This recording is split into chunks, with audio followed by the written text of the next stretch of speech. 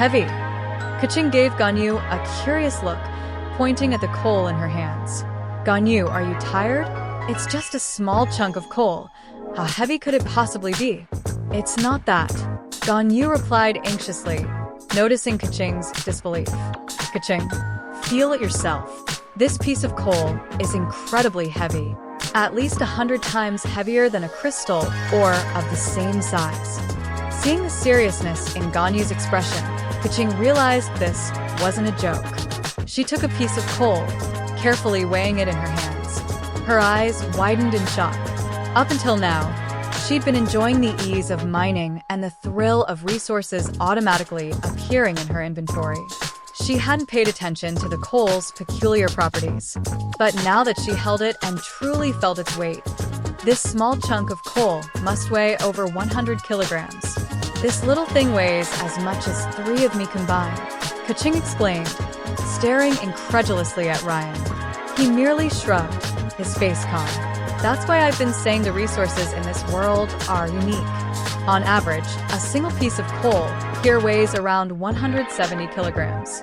9 pieces of coal can be combined into a cubic meter of coal, which weighs over 1.5 tons. So don't let its size fool you, Ryen continued. If you were to take this coal back to Teyvat, the heat it produces and the duration it burns for would be equivalent to 170 kilograms of ordinary coal. And since this coal is of higher quality, its performance might even surpass what you're used to.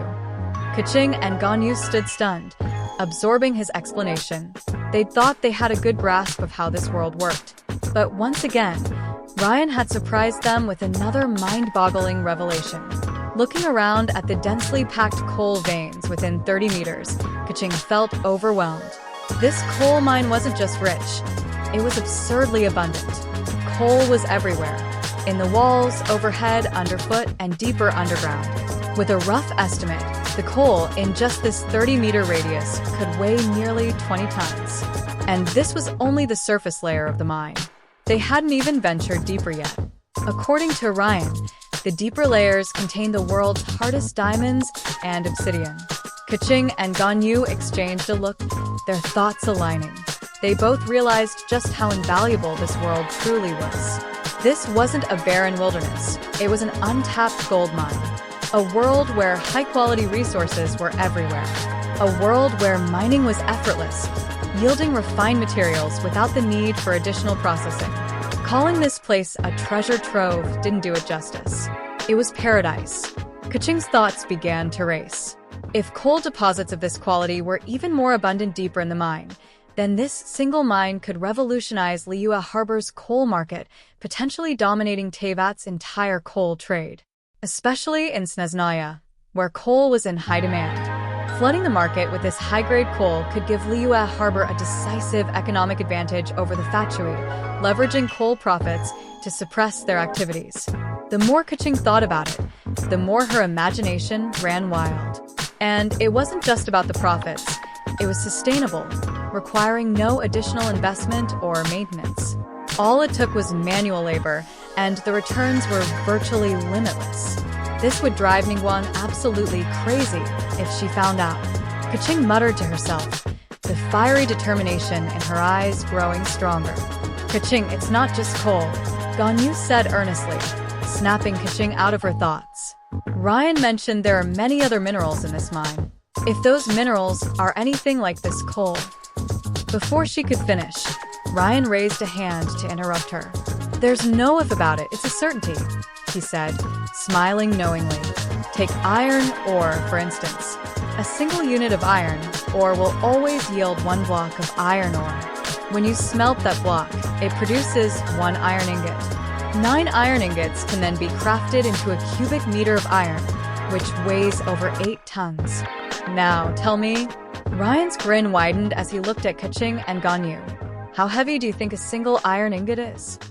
The more Keqing and Ganyu thought about it, the brighter their expressions became. After a moment of silence, Keqing clenched her fist with determination, the smudges on her face making her look adorably fierce. This is amazing.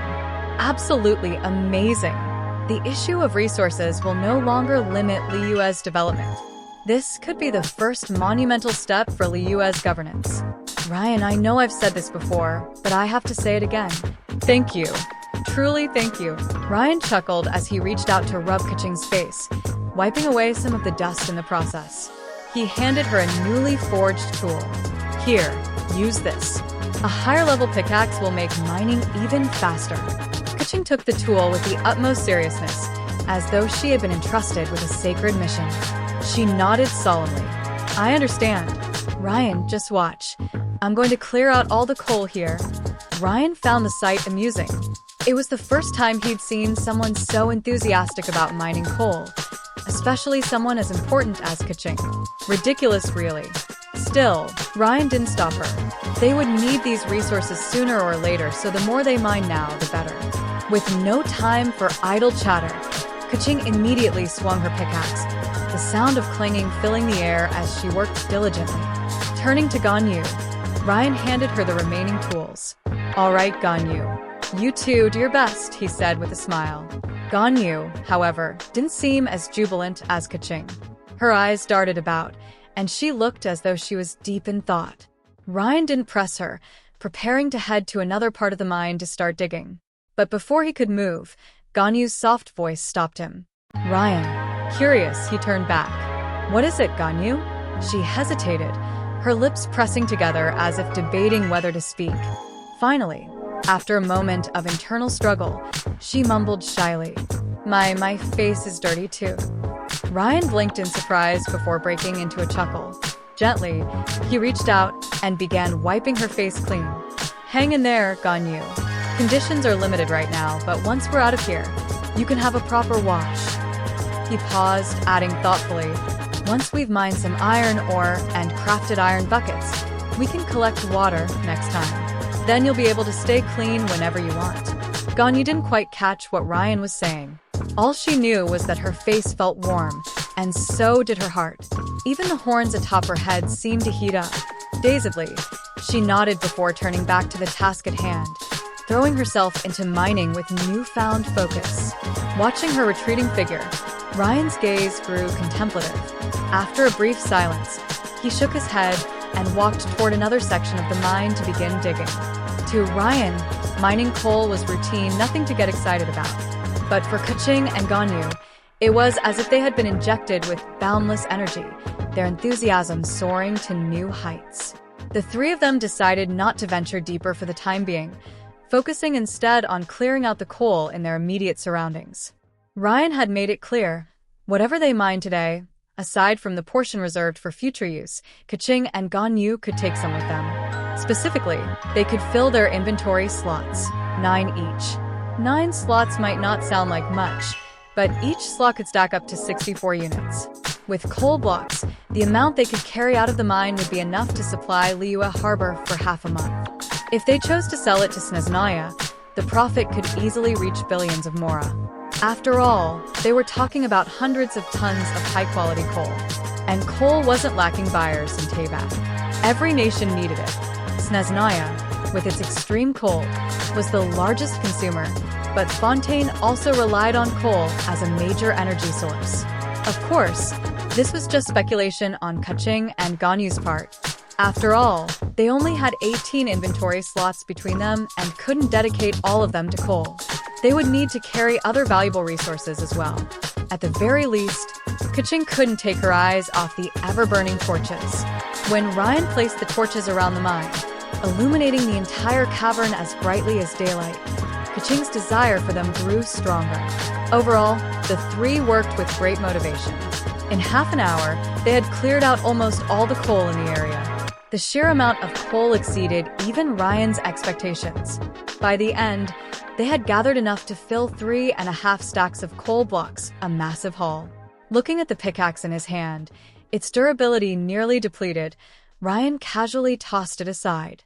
It was just a stone pickaxe, and with the abundance of stone around, it wasn't worth conserving. As he prepared to call Keqing and Ganyu for a short break and some food before continuing their exploration, Ganyu's sudden cry of alarm pierced the air. This time, her tone carried a hint of panic. Without hesitation, Ryen grabbed his shield and stone sword, rushing toward her. When he reached Ganyu's side, his eyes narrowed at the sight before him. Embedded in the wall in front of Ganyu was an arrow